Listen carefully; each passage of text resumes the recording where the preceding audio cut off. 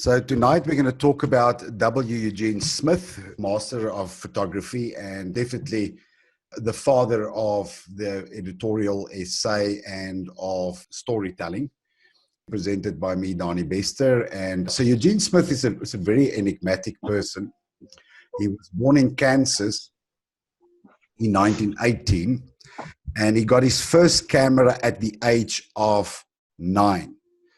He already got published in a local newspaper since the age of 15, and unfortunately his father committed suicide in the year that he graduated. The local newspaper twisted the story about his father's death, and this is when he decided to become a photojournalist. The paper's failure to tell the truth shaped his standards and ethics for the rest of his career. And he was determined to photograph with brutal honesty, and despite his ability to turn the most mundane subject into beautiful works of art, he was also willing to show the horrors of war, disease, and death.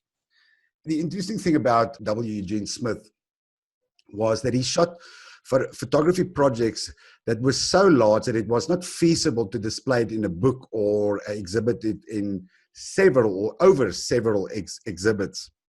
If you have to display his work, in a book, it will require several, perhaps tens of volumes of books, and if not hundreds.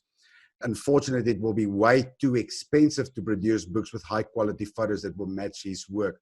So generally, we regard W. Eugene Smith, or I'm just going to call him Eugene Smith from here onwards, as the father of the photo essay. He was the person who started it all. He's also known as the photographer who wanted to record everything. So he was a little bit crazy. He was, those of you who ever watched Exit from the Gift Shop that covers Banksy and Mr. Brainwash will know the story of how Mr. Brain was just collecting material his whole life and never did anything with it. But unlike him, W. Eugene Smith produced several important photo essays in his life that also shaped the world around us. He did actually something with his massive body of work.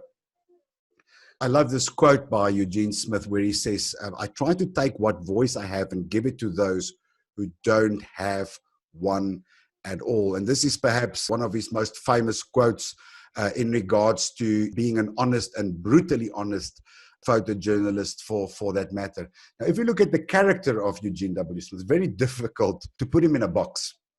It's a very interesting character. He was known as extremely stubborn, and he believed, actually staunchly believed in his own processes and systems, and would sometimes completely discard the people around him. He was fired from Newsweek for refusing to shoot with a prescribed 4x5 format, because as a photojournalist, obviously, a 35mm camera made so much more sense. I mean, it's much more portable and unobtrusive. And he also resigned from working for Life magazine very early on in his career because he was not happy with the image layouts and editing of his work. And I don't think his stubbornness was a weakness at all. I think it was rather a strength because he had this sense of perfection, and he wouldn't compromise on his own values and standards. So he was also regarded as a troublemaker by the editors around him because he was so emphatic about his craft, and he expected them to maintain the same standards as he set for himself. As I said early on, he was also a complete workaholic. He did his own darkroom processing, worked through the nights, and he was often fueled by alcohol and a long-term addiction to amphetamines. So quite interesting, he was brutally honest as a photojournalist, and he always wanted to show the truth. At the same time, he acknowledged his own prejudice and subjectivity. Then again, his pictures never lacked compassion and revealed sensitivity toward the tragic and heartbreaking events he had to cover. So he was a complete perfectionist. He was extremely hard on himself and always had the sense of failure, even though some of his pictures that he felt were not good enough were some of his best works ever. And today we admire those pictures. He was often unhappy with the publications who used his pictures, especially with the layouts and order of the pictures, which he felt did not represent his stories accurately. So a very interesting character, Eugene W. Smith. What I think about his style, and we're going to discuss this tonight in this session, I can summarize his style in 2 words or in 2 terms: tonal contrast and visual contrast. Tonal contrast was his ability to work with black and white. He was prolific in the darkroom. I mean, his dodging and burning was next to none. He was a master of chiaroscuro lighting. He used a single flash setup in his work. In many of his interior shots that he used, just a single flash, and it always looked very natural.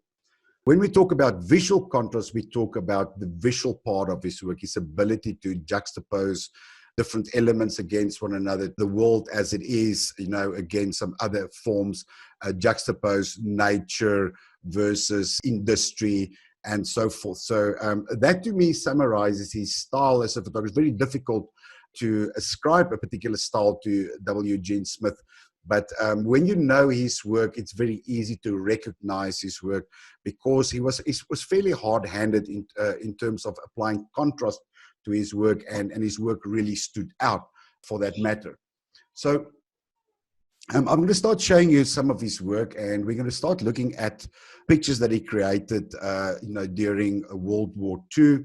He covered World War II, and this is where he actually made a name for himself, where he made a mark as a photojournalist. He was unfortunately seriously injured towards the end of the war. A piece of shrapnel went through his left hand into his face and skull, which took 2 years of complex surgery and rehabilitation. So it wasn't easy for him during that period. As he got back, he had to carve out a career for him almost all over again. But because he made such a good name for himself, he was very sought after as a photographer.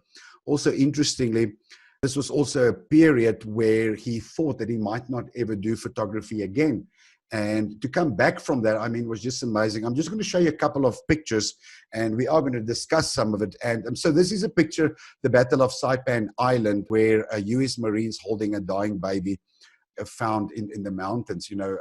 I think it's a heart-wrenching picture. And when I look at this picture, I'm in the moment. And I can just imagine what the soldiers felt when they held this dying baby in their hands.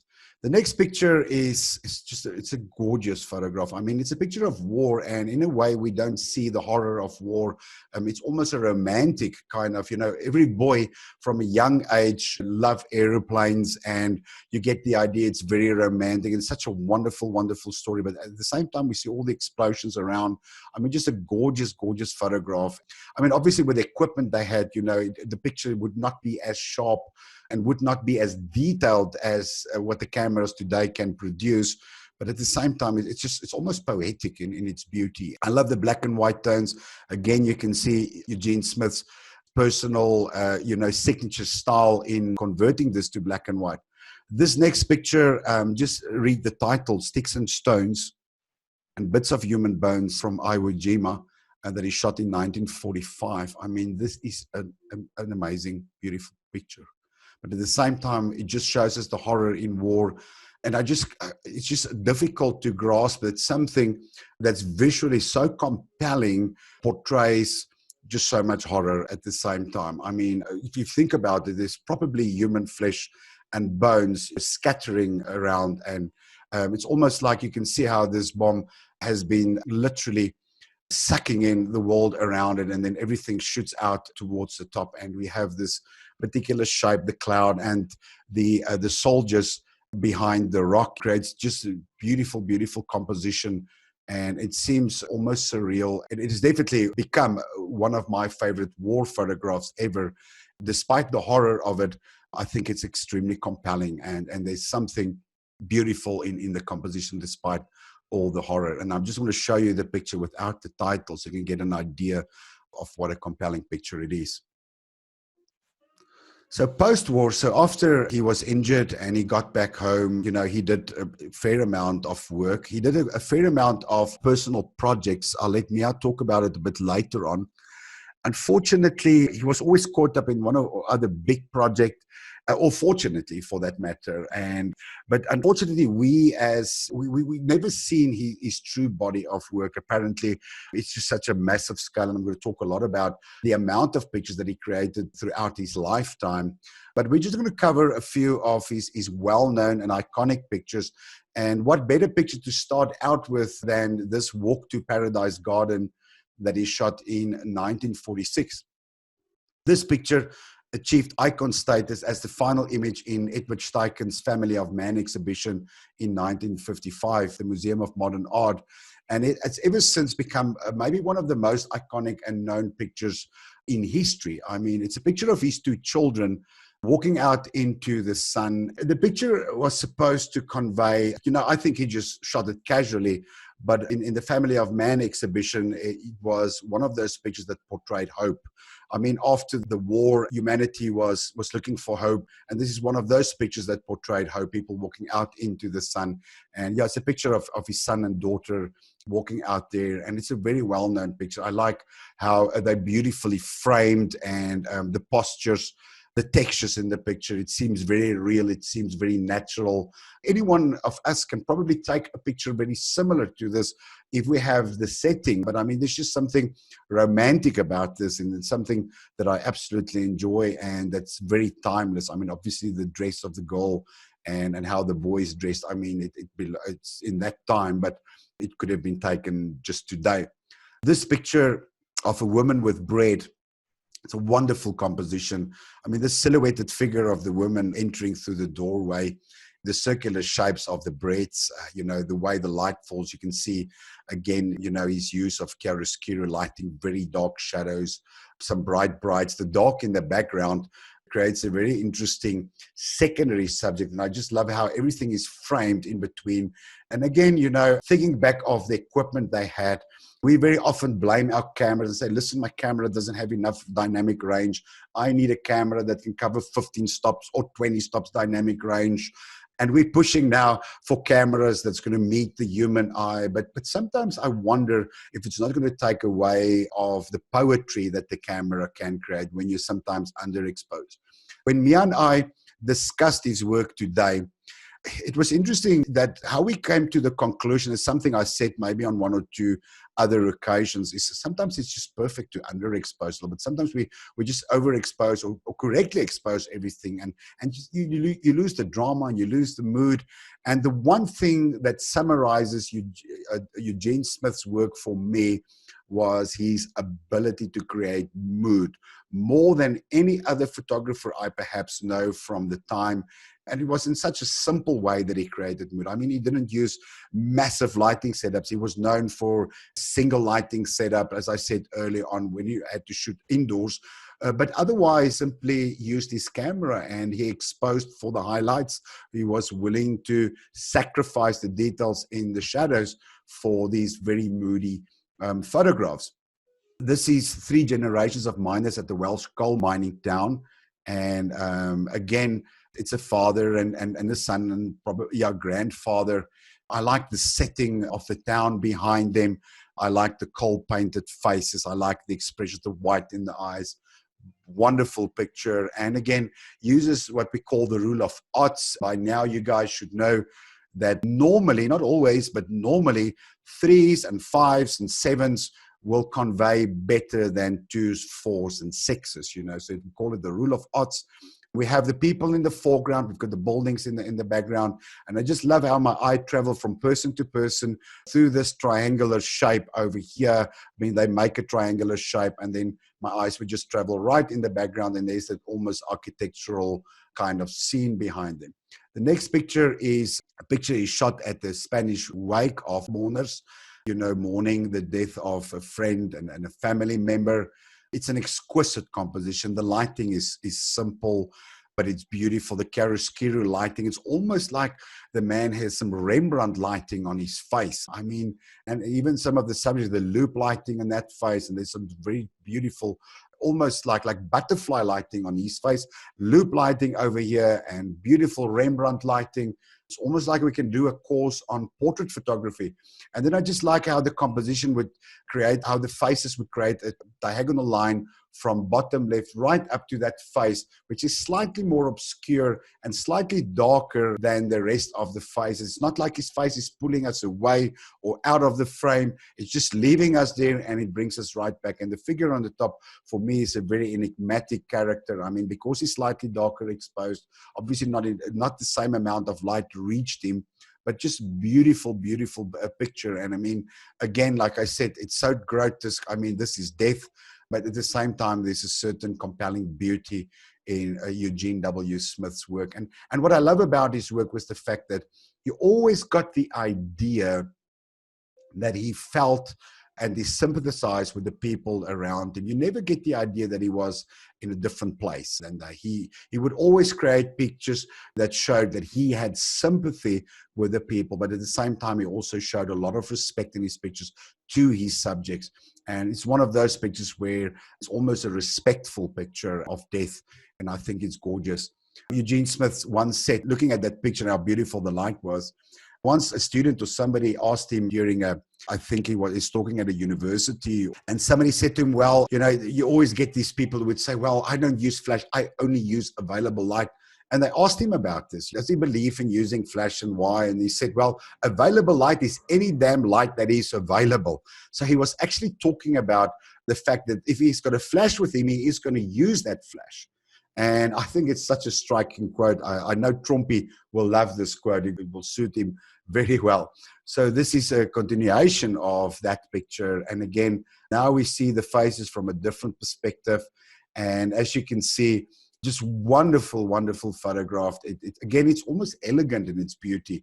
But at the same time, we know it's a picture of death. But as I said, it's extremely compelling. And it takes us back right to that period. This next picture has been Mia's favorite, one of his big favorites, and Mia is my son. And I actually taught about this picture in one of the advanced courses previously, before we changed the course material. And when I found this picture again, I thought to myself, well, I have to bring this back. It's such a wonderful use of framing, internal framing, and using underexposure. I mean, the exposure is just perfect on this woman's face. And then there's that figure in the background looking out of the frame, and how wonderfully that person is framed. And you get that glimpse of another person. It's a very enigmatic picture. You wonder what's really happening here. And you have all the negative space on top of this woman dropping right down, and all a technique that we don't often use enough. Sometimes we just put people straight in the middle or towards the top of the frame instead of using that negative space. And I love how he's used this negative space. It's almost like gravity, the eyes dropping down to your subject below, and you have a wonderful, wonderful enigmatic composition. This picture reminds me a bit of the Stanley Kubrick scene. I mean, it's a gorgeous photograph, a man walking out in the light. I think it's proverbial of so many things. It could be leaving this life for another life. It could be, I've seen the light, I'm walking out into the light. I mean, it's just so wonderful. And I love how the man's stretching out forward, and how we get the idea that he's grasping for the light, getting out in the light from out of the dark, and all this beautiful vanishing point, all the lines converging towards his figure, and a wonderful, wonderful picture, and definitely a picture that you will remember for the rest of your life, and maybe one that many of you will attempt in growing your own portfolios and your own skill set. So this is a picture of his daughter, Junita. She was the little girl who walked out into the light. Again, superb lighting. You can see very serious dodging and burning. I don't know what Peter thinks about the lighting or the dodging and the burning, but I bet you enjoy this, Peter. There's that sense of he caught her at just the right moment. His timing was just perfect. I mean, she's almost dreamfully looking up, and I love the bit of catchlight in the face. And to me, the tones are just gorgeous. I love how gorgeous it is. It could have been charcoal drawing, it could have been a pencil sketch. It is absolutely mesmerizingly beautiful. And I thought long and hard whether I should include this as part of the work, but every time that I had to eventually only choose about 40 pictures out of a selection of, I think we eventually got about 105 pictures that we wanted to use. And I had to cut the pictures to about 40 pictures, and I just couldn't leave this one out. So this is probably picture number 41. So this is an interesting story. I don't know the story behind the picture. All I know is it is very striking. There's no separation from the background. Again, it's probably just a single light setup, just probably a single light reaching the man. I don't know how much is burnt the background in so that it would disappear in darkness. We have this, there's definitely flash used if you look at the man's face, at the pupils in his face. So it's a very, very striking picture. And yeah, also a picture that you will never forget. The next picture is was quite an interesting story. The SS Andrea Doria was an Italian ship, ocean liner, and it collided with another ship where after the survivors were brought to New York City. And instead of capturing the shocking photos of the sinking ship or of the survivors of the Andrea Doria being helped ashore, Eugene Smith rather portrayed this nun waiting for survivors of the wreck. So he turned around and he found this one nun, this expression, and he knew that's the story. Even though most of the other photographers who covered the scene, covered, people being met in anticipation of waiting for survivors. And he turned around and he basically summarized this whole event and the horror of this single event in this particular picture. I mean, it's absolutely outstanding timing. As a photojournalist, it's all about those little moments, the little nuances that somebody is going to offer you. I mean, the hand over the mouth. I don't know what she's having in her hand. I can't make it out. It almost seems like a toy or a teddy bear, but it's probably not. I mean, it is just a gorgeous, gorgeous photograph. The tones again, the shallow depth of field, and how the attention is all focused on this single nun and her expression. Obviously, the anticipation, how she's waiting and she's worrying for the people returning. So, yeah, I mean, at this, you have this outstanding timing. You've got great composition, which is just a hallmark of a true photojournalist. Is able to pick up moments like this and these little candid moments that a lot of other people would have missed. So he did another project. I'm just going to show you maybe 3 or 4 pictures from this series. A country doctor, Ernest Irihani. This was a 23-day project that he shot for Life magazine in 1948. And he covered Colorado's country, Dr. Ernest Irihani, and aimed to draw attention to the importance of general practitioners, which was in shortage due to many young doctors becoming specialists. Smith covered Siriani's stories, and he basically became Siriani's ghost and followed him wherever he went. These pictures were published. Irihani became a public figure. He became he was all the publicity he received from Life magazine and the way that Eugene W. Smith followed him with a camera. And apparently he didn't shoot too many pictures right in the beginning. He had a very specific system, which I hope Mia might explain to us a little bit later on, creating an assignment like that and creating a photo essay. And eventually, Dr. Irihani started ignoring me. He was actually not very happy with Eugene Smith following him all the time, but that's exactly what he did. Yeah, so this project was kind of the beginning of the photo essay as we know it, and it's also regarded as a very definite moment in the history of photojournalism. So let me show you the first picture, and then if you have something to say, Mia, you're welcome. This is Dr. Ernest Irihani making a call on foot, house call on foot. I mean, it isn't a beautiful composition. I mean, the man's whole demeanor is a respected figure. I mean, and then the fence on the side and how he's framed him in between the trees and the fence. And now he's literally pinned down there right in the middle, just a gorgeous composition, slightly lower vantage point, give him a fairly larger than life appearance, shooting up into the clouds. Again, the mood that is so common of his pictures. And not everybody who did black and white, I don't know of anybody else during that time could create such moody pictures. And yeah, so Mia, did you want to say anything about about the photo assignment maybe at this stage or later maybe? Yes, no, I think it's an appropriate time. What I found very interesting about him is that he's got a very much a system that he follows. But not just that, what I just wanted to reach on or talk on first is the fact that he was very devoted to always becoming part of the community that he photographs, or the subject that he photographs, and he had a lot of compassion for that person. So he definitely, before he would even start, he was very prejudiced, like you said earlier, and he wanted to get involved with the people first. So what he would do in his system is he would first, initially, Whenever he's on assignment, he wouldn't just grab in the beginning a lot of photos. He wouldn't get a lot of make a lot of photographs in the beginning. What he would do is he would start with a system where he's got an opener and a closer. And in the meantime, he gets involved with this person's life. So he literally, they say he bleeded. His ability to bleed into the wallpaper was what made him so good. He would just really try and connect with whomever he's shooting. And in the middle of that, he would build his body of work. And that's probably why he ended up with thousands per project, is because of that. And what he would do is at night, he would sketch the photographs he made that day so that he can start building on how he wants to tell the story. So he was really dedicated to telling the story of whatever project or assignment he was on. Actually, one of his quotes, I hope I'm not going too far ahead now, but one of, I'm paraphrasing, one of his quotes where he says, "It's not the objective so much."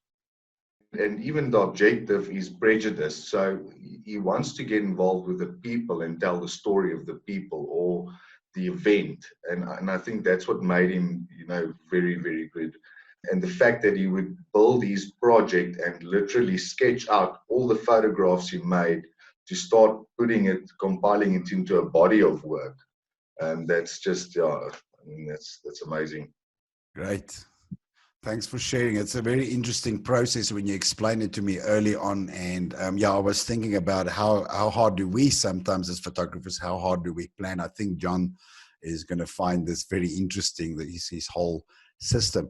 The next picture is of Ernest Irihani, who just heard that he was actually delivering a baby. The woman and the baby died. And here, this is just capturing his emotion directly after this happened.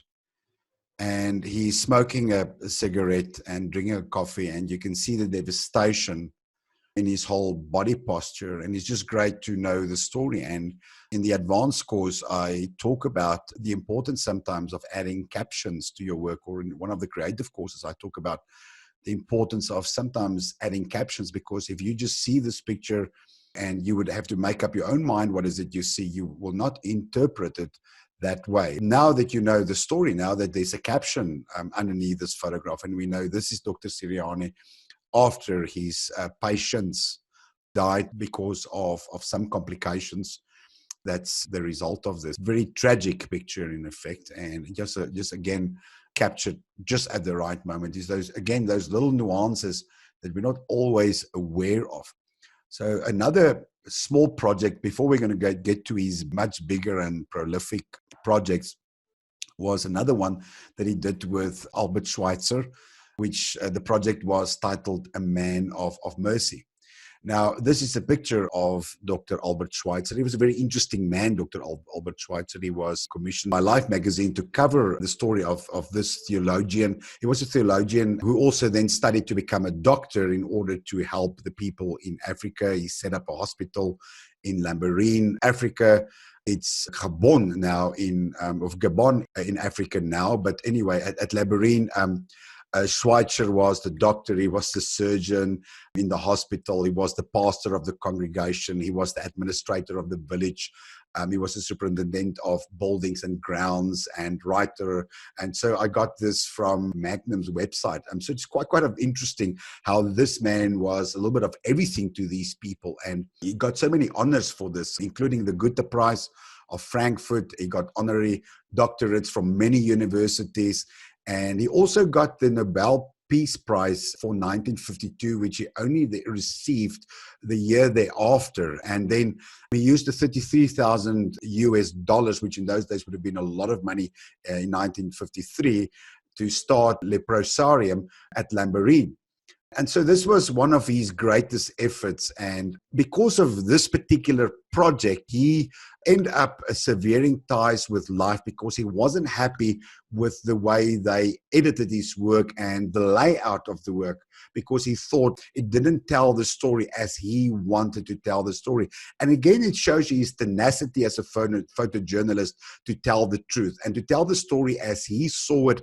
He would not give in, and he wouldn't cave in for commercial use to these big magazines, because he really believed in every single cause that he covered.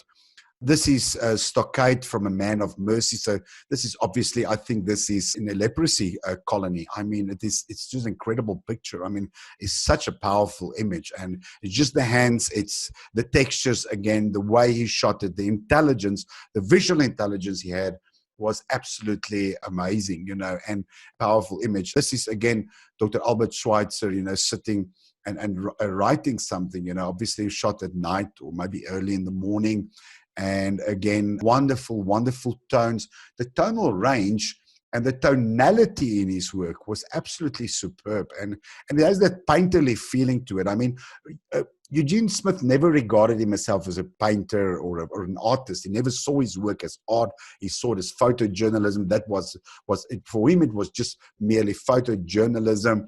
He was like many other photographers of the time. I'm thinking of Helmut Newton, who also never regarded his own work as art. But after all, their work and the compositions and the tonality, the use of light and compositional prowess turned their work into true art piece. And today they are regarded as timeless art pieces. I mean, you can just go, onto any auctioneer's website. You can go to Sotheby's, you can go to Christie's, you can go to any one of the great auctioneers, and you'll find some of their pictures still fetching a lot of money because people regard it as art, and obviously for the historical value as well. I mean, but this is just a gorgeous, gorgeous photograph. So his Pittsburgh project. So he was commissioned to do a 3-week pictorial project about Pittsburgh, and then he stayed. It took him 3 years, a famous lawsuit, and almost bankrupted the magazine. We're not sure of the facts. There are different figures coming out, but apparently he shot anything from between 11,000 and 17,000 photographs in the 3-year period. One of the sources says 16,000, so we're not sure. So I'm just saying between 11,000 and 17,000 pictures in total. And a 3-week project took him 3 years. I mean, they've gave him money up front. He used all the money. He never produced the project in time, which a lot of people would have seen as completely unprofessional. But because he just thought that he didn't capture the essence of Pittsburgh at the time, because he was supposed to do this pictorial project about Pittsburgh, and Pittsburgh was well known as a very industrial city. And then he fell in love with the place, and he just couldn't leave the project. He just held on to it like a bull terrier would hang on to a piece of cloth. It's just a very, very interesting period in his life. He was, unfortunately, his dedication and persistence to this project cost him his first marriage. It bankrupted him, literally bankrupted him. The other story is, after witnessing World War II and being fired from Newsweek and having resigned from Life magazine, this project was basically his saving grace. It was his project where he could prove himself that he would stick to a course, because he didn't want to let go of this course. And I think in this way, he showed himself not only a photojournalist, but a true artist in that sense. This is a perspective of a steel mill. Enjoying architectural photography and loving geometrical lines and shapes and light and reflections. His architectural images appeal a lot to me personally. I love his architectural work. I also like how he uses people and architecture. And this is just such a wonderful, wonderful scene. I'm looking at this picture on a 43-inch screen, 4K screen. Even though the resolution of this photograph might not be at 4K resolution, I'm telling you, it's just beautiful to see this really large right in front of your face. And it is, for me, it tells so many stories. And I can see myself staring at this picture every day of my life. It also caught daily happenings in Pittsburgh. This is 2 very famous pictures. Both these pictures are very, very famous. These kids playing here, climbing up on Pride Street, and then this boy hanging on there. I mean, these pictures are just wonderful. They kind of iconic. If ever you're going to search for W. Eugene Smith online, both these pictures will always pop up. And they kind of tell the story of life around it. This is a part of his railroad collection. I mean, again, you can see how he's underexposed everything in it, just exposed for the highlights, the railroad lines. I love the curves. I like the water coming in. Now he's juxtaposing the industrial element against the natural elements over here. The dark vignetting on top. We don't know how much of that was in post-processing. We don't know how much was caused in camera. If it was the camera, got no idea. But all I can tell you is the moodiness in his work, like I said earlier on, is what caught my attention and that made me fall in love with his work. This is another picture from that collection. I think he's got about 4 pictures in a very particular collection of 4 pictures of railroads in the area. And again, we have this single man walking in the middle.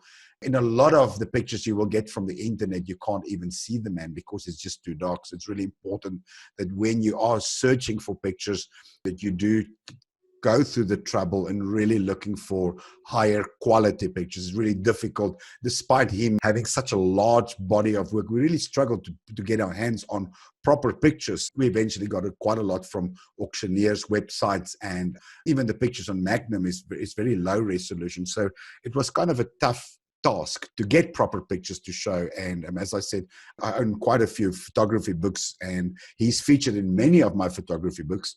But yeah, it would just be great if we could lay our hands on more of his pictures. So this is Dancing of the Flaming Coke.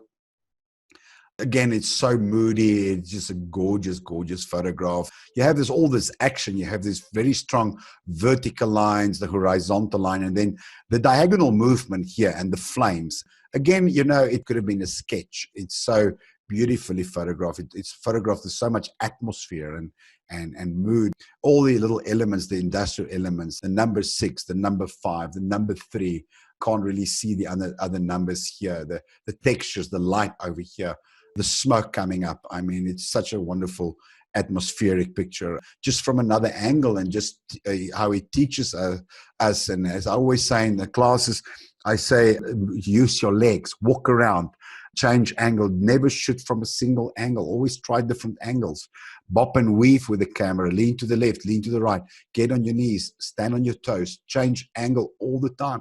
And all this done here is just moved around. I mean, it's probably the same scene. I mean, I'm not aware if it is, but isn't it beautiful scene? And this one is maybe even more energetic. We've got this very strong diagonal line leading you in there, and then we've got the opposite diagonal line over here, and all the action is happening over here. The posture, the action in the photograph. It's a wonderful action shot. And again, the very dark tones, just the highlights well exposed, everything else fairly dark. It's a picture of atmosphere rather than anything else. This is the National Tube Company. Again, very similar to that first picture we saw. I like this bridge, you know, I like, again, liking these industrial kind of scenes. I do find this a wonderful picture.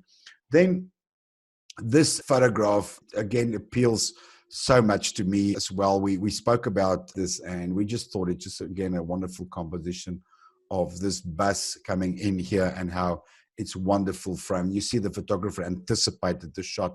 These lines are straight. I mean, they didn't use transform tools in those days. Yeah. So, John, can you speak? Can you say something, or do you want to type in something there? I don't know if you got your mic working.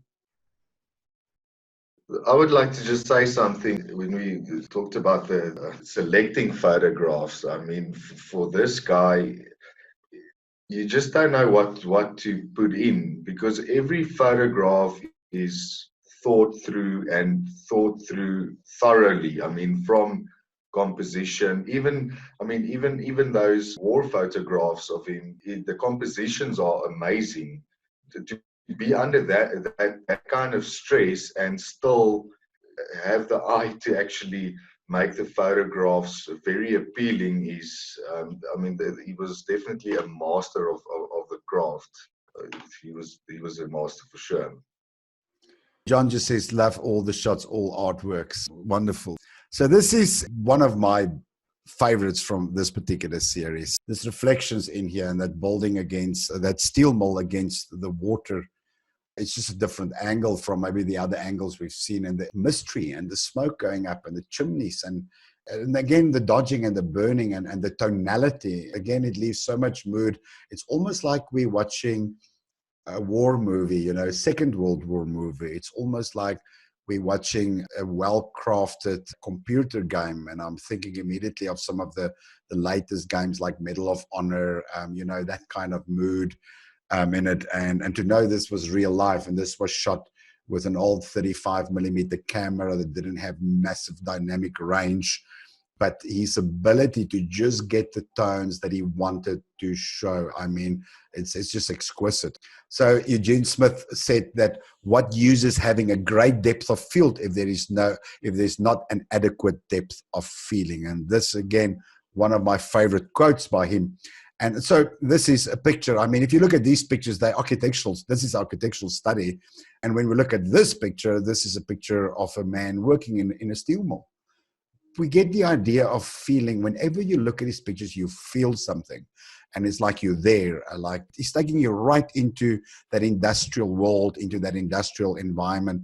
And he shows you how very mundane subjects and topics can be so beautiful. Again, the lighting coming through here, the internal framing. I mean, and then we see this hot ore coming out here rather. And it's just such a beautiful, beautiful picture. Just how that beautiful rim lighting around the edges and wonderfully compositionally. It's again one of those pictures that hold your attention for so long. Really great composition. This one, again, we have all these movements. We've got these circular shapes going here. We've got all the repetition of shapes over here, same shapes repeated in the background, the man walking into the scene, creating a bit of action. And then this very interesting man with a cigarette in his mouth. It seems in those days, everybody smoked. There are hands coming in here, and you can see they're busy working. And this is wonderful, wonderful tonality, wonderful composition. And again, it holds my attention, So this is definitely one of my big favorites, a steel worker. I mean, this round shapes and these goggles that he's wearing. I mean, you have this very dark tones in the foreground. Everything else in the background is completely bright. You have this graphic mass, and his pictures are very graphical. I don't know if Manette will agree with us. Manette studied printmaking, and this is almost like you're looking at fine art prints. And like John says, even though he did not regard himself as an artist, his pictures are truly artistic. Ewe Eend says that cigarette smoke was healthier than the factory smoke. So obviously that's quite interesting. Thanks for that, Peter. Next project was his Jazz Loft project. So after several years photographing Pittsburgh, he moved to a little known 5-story loft building in Manhattan, New York. That's where he would spend several years from between 1957 to 1965. I think it was a fairly peaceful period in his life. But listen to this. He made 40,000 photographs and he recorded over 4,000 hours worth of audio reels. So he basically photographed and recorded popular jazz musicians and the intriguing nightlife of the jazz community. So this was a project that came from him. We don't know what he wanted from it. There is a very interesting project that you can go Google, the Jazz Loft project. Yeah, so this project culminated into the creation of his largest body of work. He captured over 300 musicians, among them the great Thelonious Monk, Roy Haynes, Sonny Rollins, Alice Coltrane, and many more.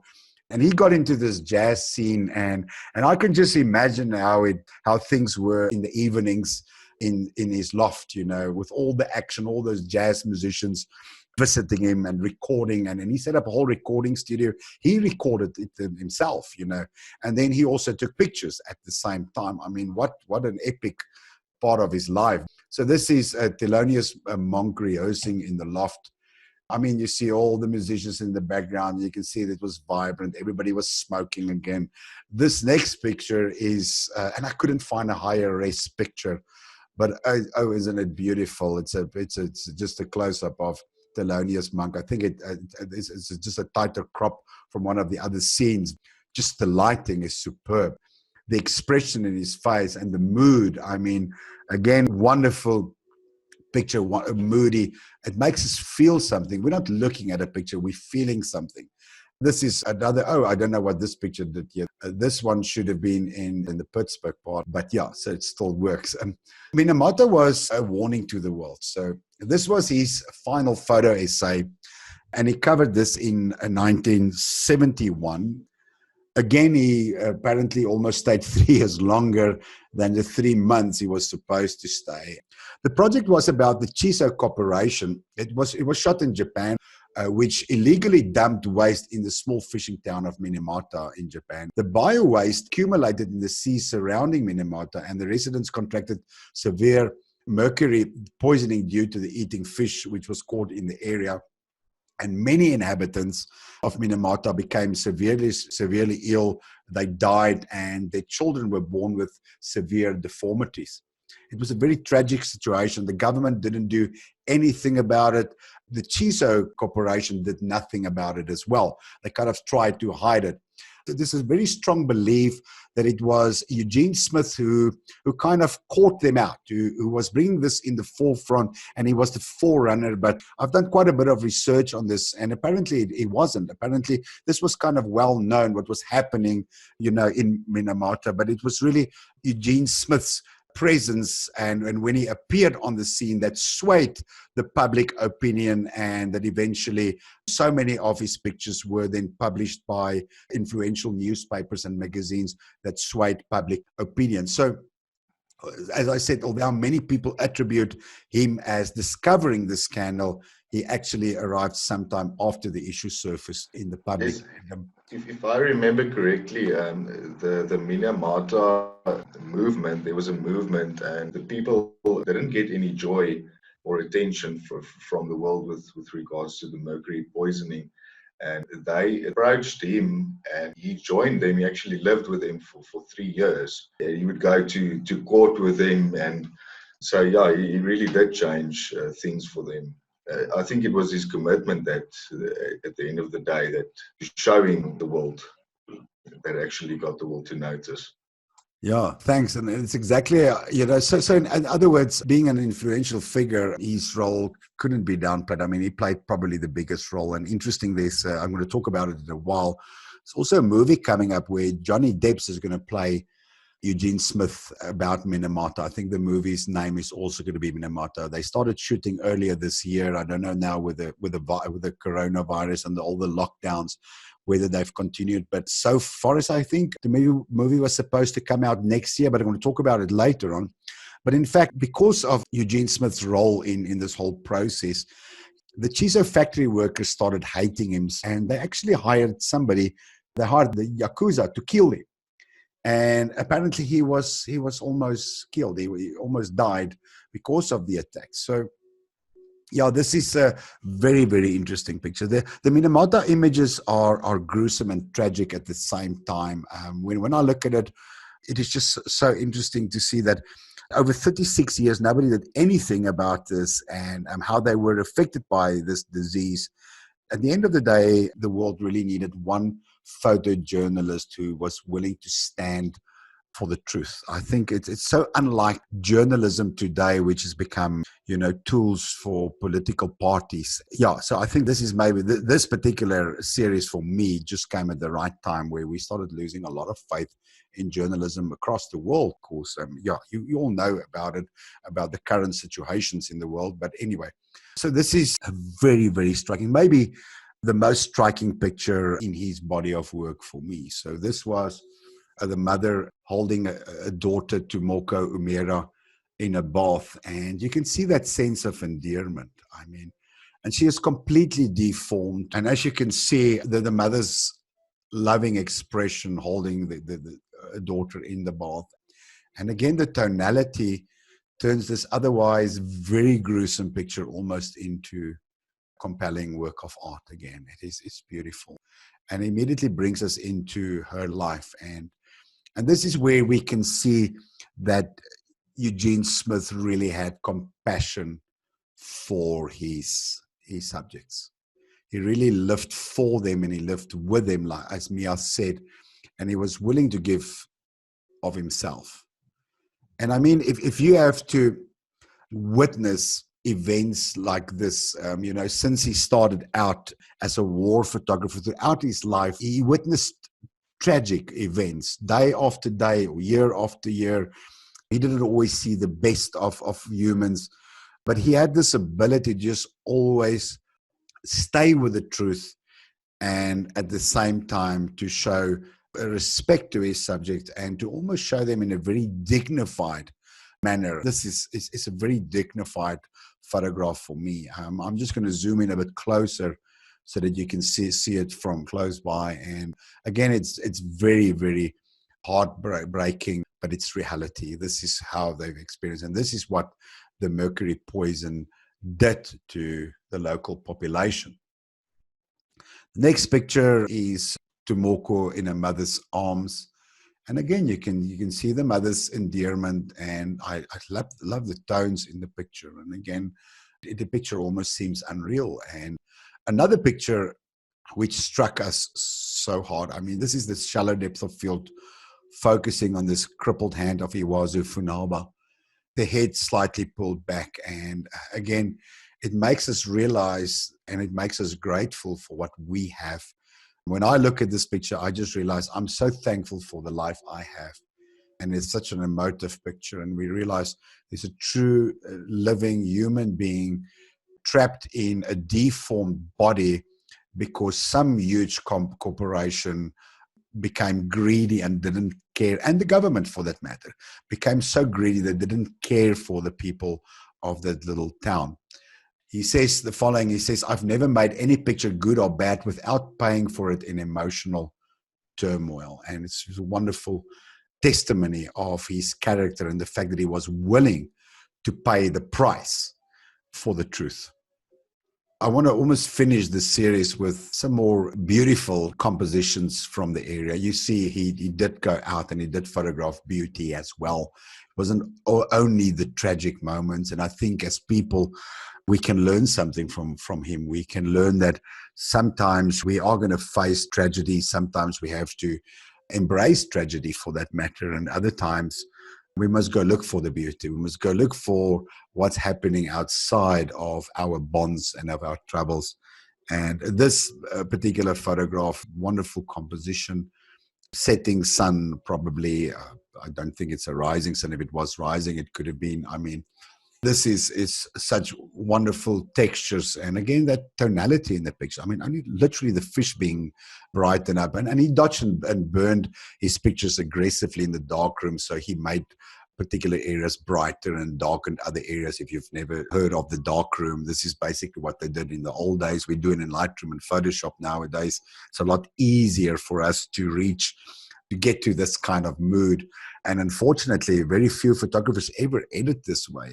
We never expose this way because we very often expose to show detail, and people get so caught up in detail and they don't get caught up in mood, and they don't realize mood is so much more powerful and the importance of mood in photography. So this is just a wonderful composition. Again, I like how he shot the other fishermen through this net and the beauty of the texture, and we can pick up the water. It's almost like we're right there.